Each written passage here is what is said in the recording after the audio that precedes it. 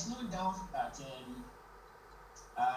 disruptions of programs generally, academic programs or any program for that matter, um, is nothing to be proud of. It's nothing that anyone will wish to have for any system, particularly a country like ours that is struggling to develop. So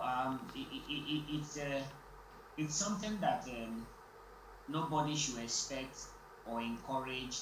And unfortunately, we have a situation on our hands where our managers do not actually tend to calculate the damaging effect of any form of disruption, whether it is in the education sector or in the health sector.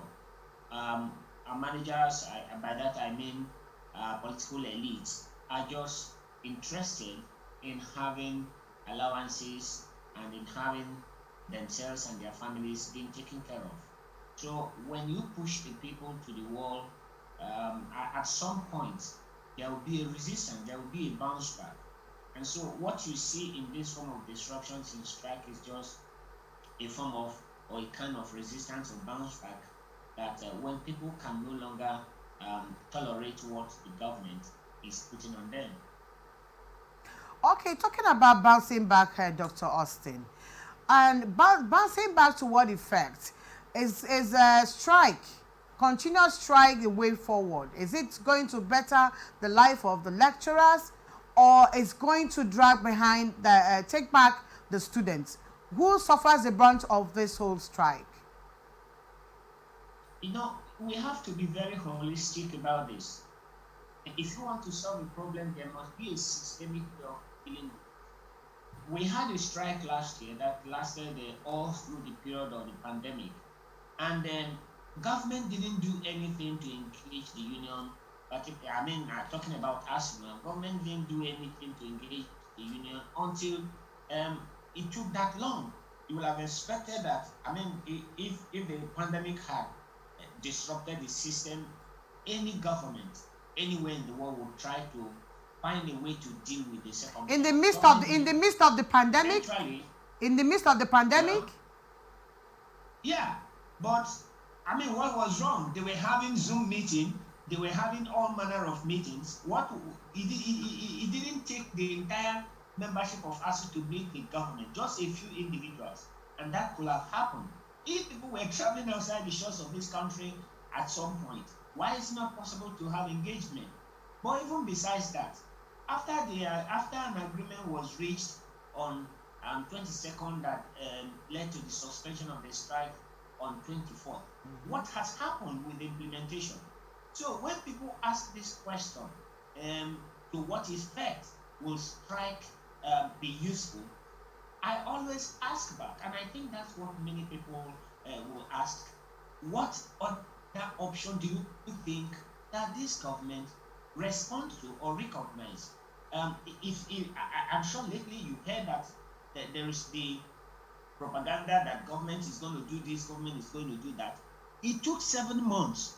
Agreements were signed in December, and those agreements have timelines.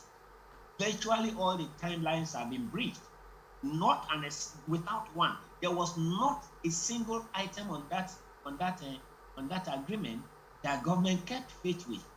And so you ask yourself, why are people not asking what is responsible for signing an agreement without implementation? And it has become a recurring decimal. Okay, Dr. Austin.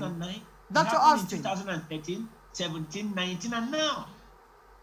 Okay, Dr. Austin, we know that there's what is called a reminder. Maybe your association also needed to play a part in reminding the federal government. You know what, sometimes you do a memo, you do a reminder, a follow-up. Your association, the leadership of Ex-Asuu, did they make any move? Why you're saying that even during the pandemic that the federal government were having Zoom meetings, and did they at any point in time suggest to federal government that we should have a Zoom meeting on way forward, rather than wait until maybe federal government is not making any move to fulfill the part of their promise, and the Ex-Asuu on their own part, it's not even sending a reminder? But I don't know. But maybe you should tell us, brief us, if actually ASUU did a follow-up on that. I just make an explanation with one item of that agreement. During the currency of that strike, we rejected implementation of IPs in the Nigerian university system because of its collateral damage and, of course, the violation of the University Miscellaneous Act. And government asked if we had an alternative. We said, oh, we do. We asked them for 18 months. They said, oh, it's too long. We came down to 6 months. Even before the expiration of that period, we concluded that UTAS sent into government, followed up with several reminders. As we speak today, nothing has been done about that. And if you know the modus operandi of ASUU, there is no time ASUU engages in any strike without several form of even political means, so to say. Reach out to traditional rulers, reach out to religious leaders, reach out to political influencers, and all that. Usually, it takes a minimum of 1 year. A minimum of 1 year for ASUU to determine that we have come to a point where it's now push has come to shove. And for those period of 1 year, and it's not just within now, in the entire history of the Nigeria, at least since I joined the university system, it's been the same way. I remember that in 2009, we commenced a negotiation in 2006. It didn't end until 2009. In between 2006 and 2009, it took at least 57 different forms of engagement and reminder to government. Nothing happened. In 2013, the same thing happened. In 2017, the same thing happened. 2019 and 2020.